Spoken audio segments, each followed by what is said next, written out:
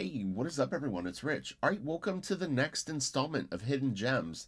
So this was recommended. I have to be honest. I was so excited to check this out. I felt a little bit like a kid on Christmas morning, where you know you're going to get a good present, and you just like, man, I can't wait to open this.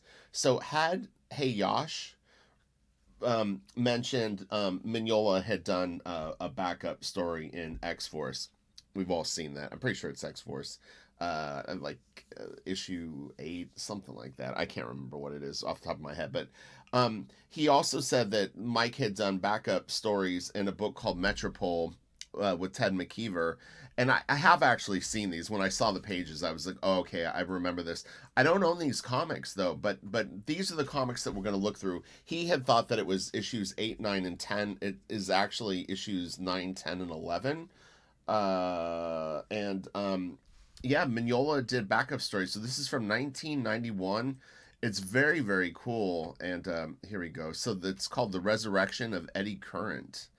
And man, it was exciting. So thank you. So if you guys know, guys or girls, any hidden gems, just these little gold mines of a backup story. Maybe someone did a fill-in issue that sort of slipped through the cracks.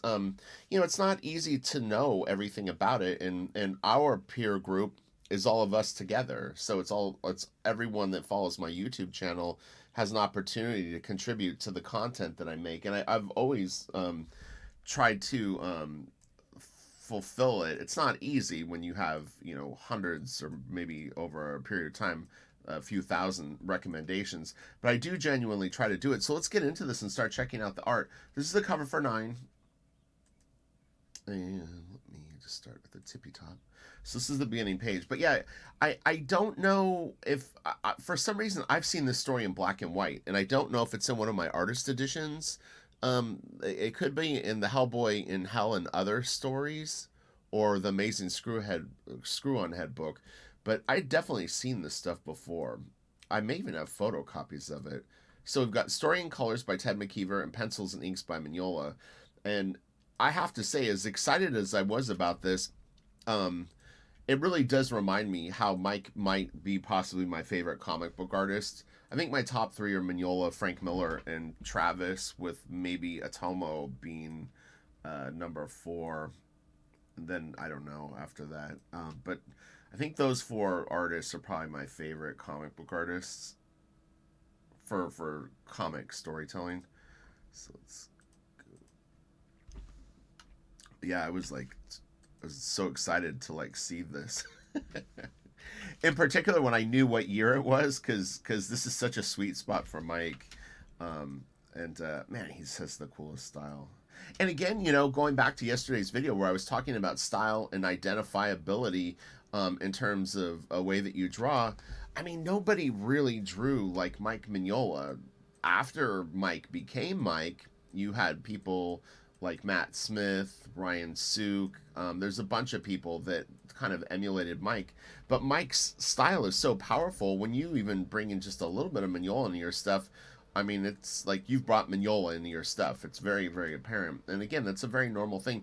This is fascinating. Proco actually uploaded a very interesting video that if you follow Proco, definitely check out his Instagram today and watch that short clip. Because I've been doing, I'm shooting another video today, but I did a video on getting frustrated and stuck with your art. And Proco hits on the thing that I was going to hit on today. So it's a very weird coincidence, but it's being able to draw from your imagination and switching gears from being someone who studies and copies, which a lot of people that go to art school or figure drawing, like when they build their fundamentals based on observational skills and not creative skills, very, very difficult to believe in yourself and sort of fly with your imagination, and some can't do it.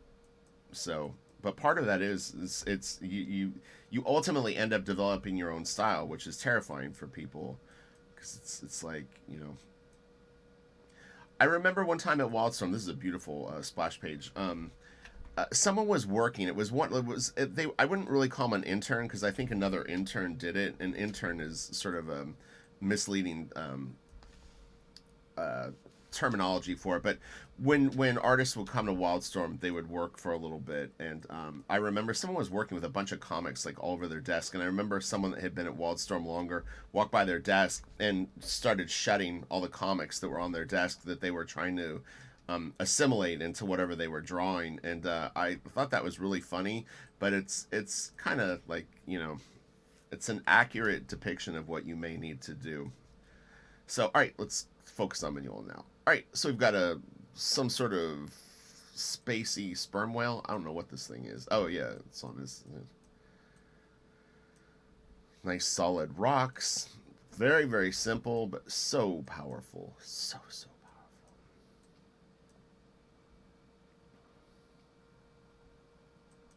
And this does look like it's scanned off of the original comic, which is always nice. Nice.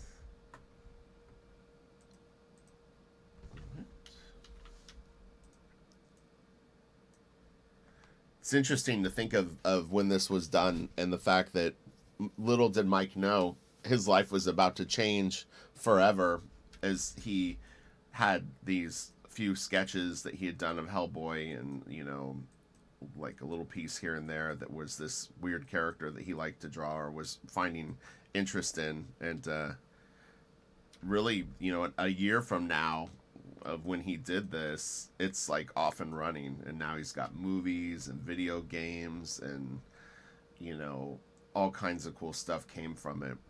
So I encourage you to make up some stuff on your own. And there's nothing wrong with working for a company to get some exposure. I honestly, these days, I kind of recommend it to people if you're interested in breaking in and you're a little nervous about if you have a big enough following to maybe do something crowdfunded and you have expectations.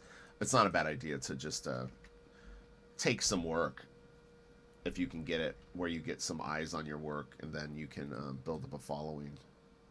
But there's many different ways to do it, though. Really nice. I'm gonna try it with this page. This looks like it has potential to go fairly black and white. I can take this. I just want to kind of see one of these pages in black and white, so it's sort of fun. I'm just taking the dodge tool and kind of bleaching this out a little bit, and then I'll pull out in a second.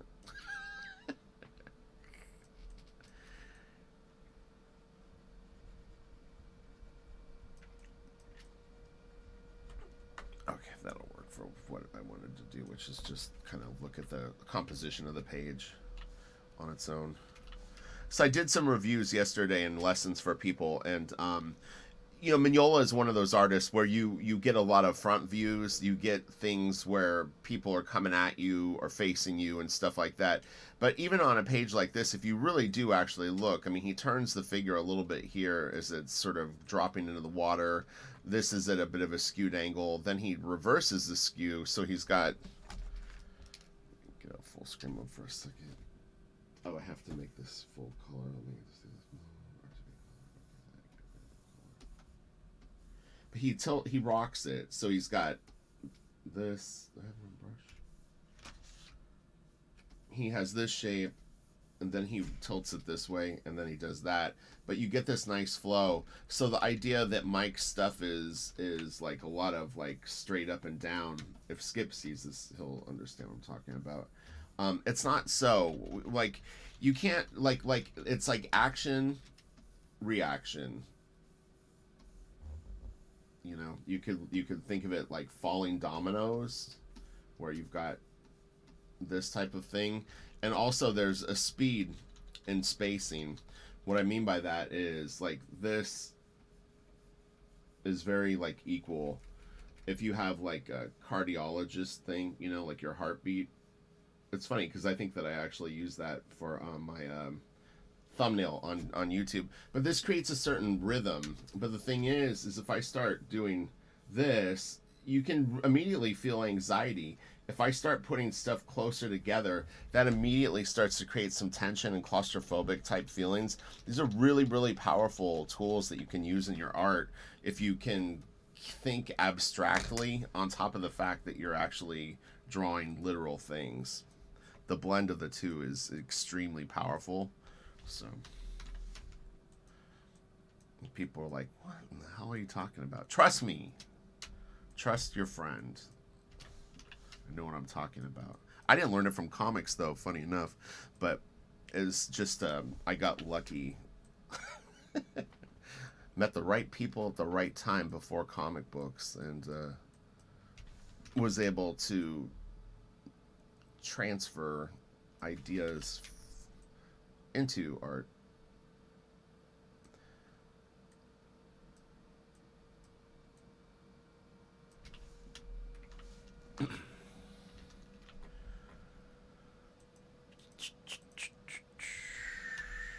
Walking away into the sunrise. It's cool.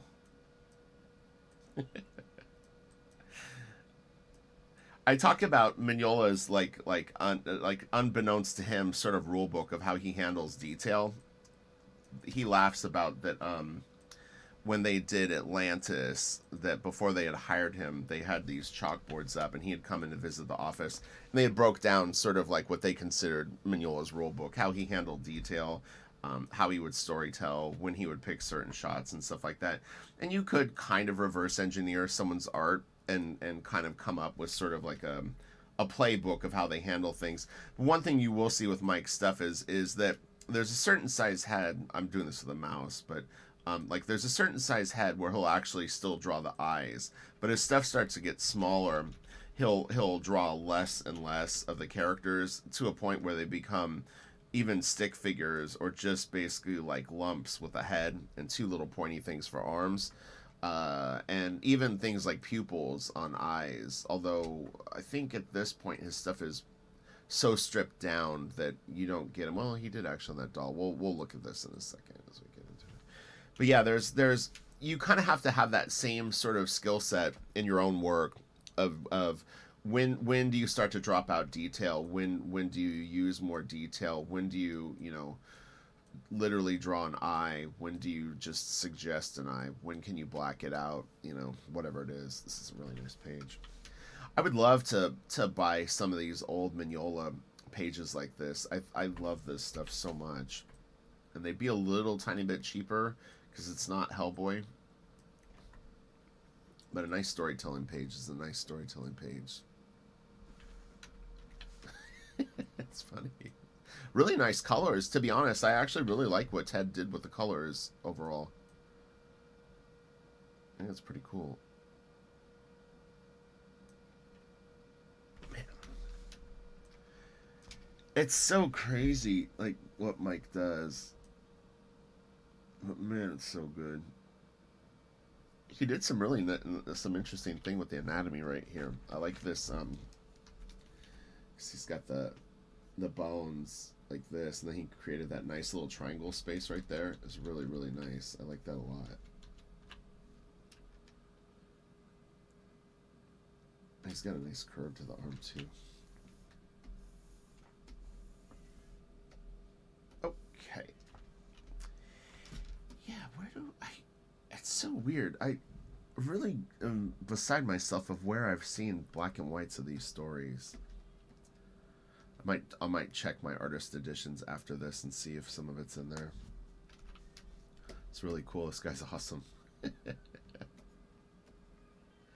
I was like too how like he draws the best like buildings, but he always makes them like a little bit wonky. They're always a little bit like kind of tilted or at weird angles and stuff like that. And he got better and better at it too. He does some really interesting stuff in Hellboy and a lot of his short stories and stuff that he does still to this day.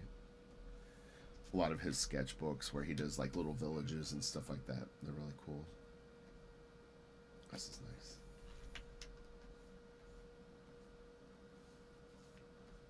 Yeah, so think. Where are some hidden stories from some great artists? These hidden gems that are out there.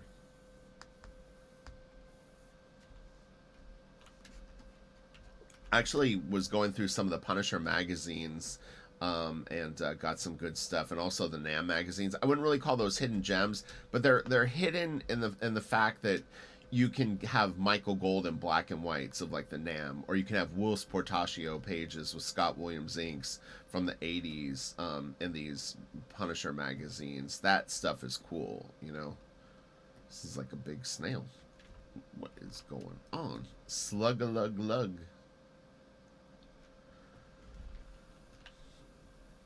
Okay, man, this is cool. I think it's big. You can really see like he definitely had the aesthetic down at this point. Like he had really figured out, because he uses so much of this stuff all through Hellboy. It's really really funny that like he had boiled down his graphicness. He had assimilated the Jack Kirby-ness, but it's all Mignola. The shapes are just so Mike. And Mike is a very inspirational guy to listen to interviews of. There's a few long ones on YouTube. And the one thing that, if I'm ever feeling insecure or confused with my art, sometimes I'll go and I'll revisit those interviews, because the fact that Mike is so candid about how much self-doubt he had and how hard it was, and how, in his eyes, how shitty he was as an artist. And, you know, he had a weird style on top of the fact that he didn't really draw well at first. And you know, he was even an even worse inker, and you know, he was really in a tough spot, but he went all in on it and just committed to it, and then ended up being really great and unique, you know. So it's pretty cool, kind of rocky story. I think he says basically that he was such a bad inker that the editor that he was working with was like, you know, you should just pencil, because this isn't working for you. I could be wrong. I haven't watched him in a little while. It's been like about a year since I've gone back to him, but I think it was something along the lines of that. Yeah, that's really cool. I've never ever met Ted McKeever or seen him at a comic book convention, but he would be really cool to meet. He does great art too. I believe I've done a video on Ted McKeever stuff before, but could definitely revisit it. I need to look him up actually too and see if he's online. So I should follow him. Oh, that's really cool. Okay, so this is the end of the second short story, and then this is the cover of the final part of it. The Resurrection of Eddie Current. And this is McKeever's stuff. And McKeever's stuff is really quite... no, the window for my cat. She wants to see, like, smell the air and stuff. Uh-oh, might not be a good idea. There's mowing. We have to shut it.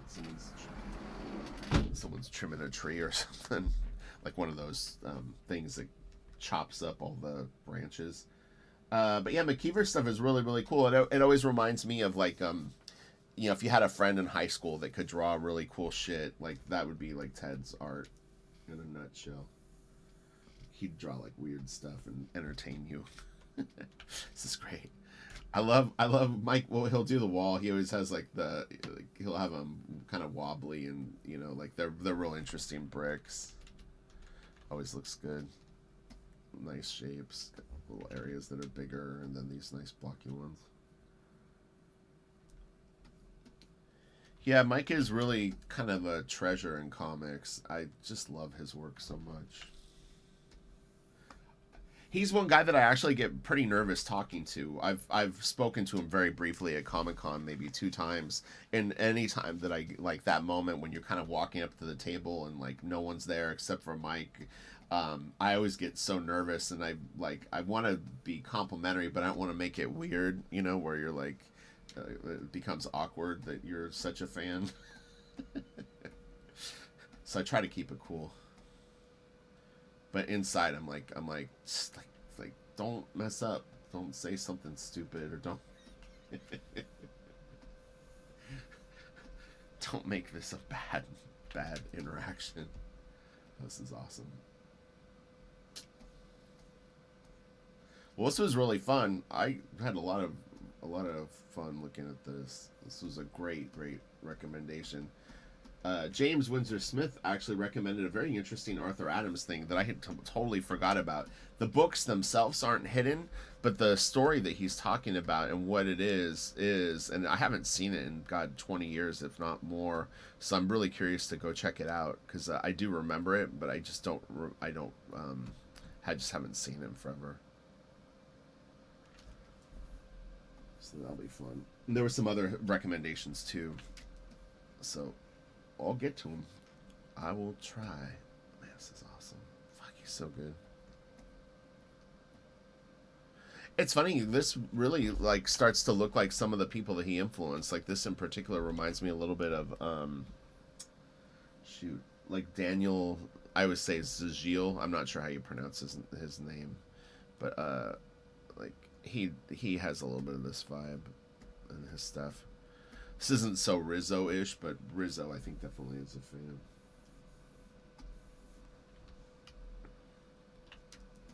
Man, that's awesome.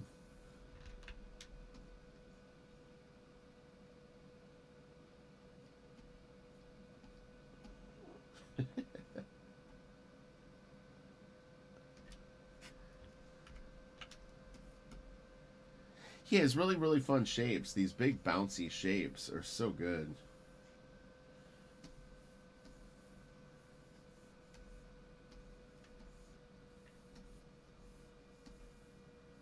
You know.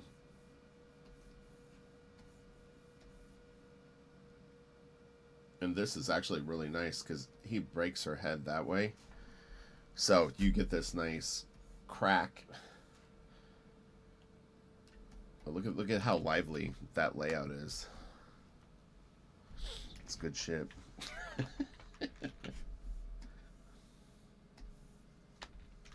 All right. Ooh, I like this. This is creepy. It's like you go, ooh, is that like some like hot girl? But then the head's like kind of big, so you're like, what? What's going on? What are these little naked dudes? And a gorilla. This pose of the kid is really good. Oh, has he got like his head in a jar? Oh, it's a jar. I thought it was the hat, like that guy on the Honeymooners, like his friend that always comes over. Or even like Yogi Bear, who's kind of based, I think, on that character. I thought it was the Yogi Bear hat, but it's a jar with like a cork in it. Live and learn, live and learn. All right, what do we got? Poncho, dude. Honcho Poncho. Man, this is good shit. Oh, I love these panels. Fuck, man.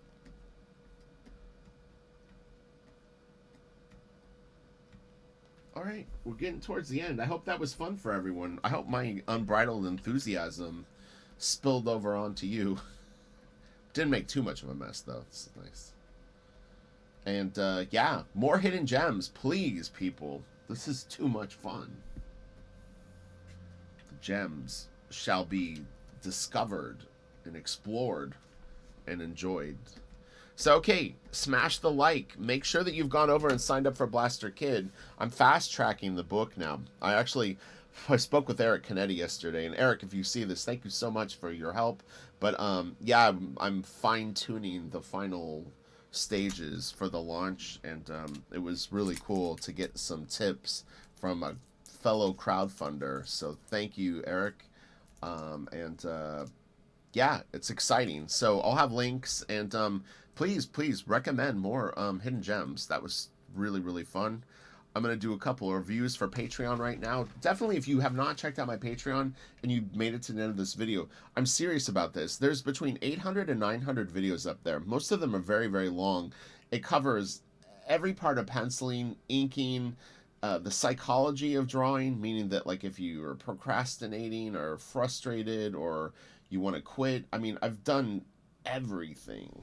There's other book reviews and stuff that I don't throw up on YouTube, usually because I am more critical. And I don't mean that in a negative way, but what I'm saying is where it's like, for educational purposes, I'll really go through someone's work and pick it apart, where as a public video, it's a little weird because as a professional, critiquing someone's work that way for entertainment, is like a little weird. But for educational purposes, we can really get into the nuts and bolts of things. So check it out. And again, I do one-on-one reviews of your work where I can create a video for you, or even hour lessons. So it's all fun. I've been doing it for a while. I feel like I've got a pretty good handle on it. So all right, you won't regret it. All right, I'll talk to you later. Bye.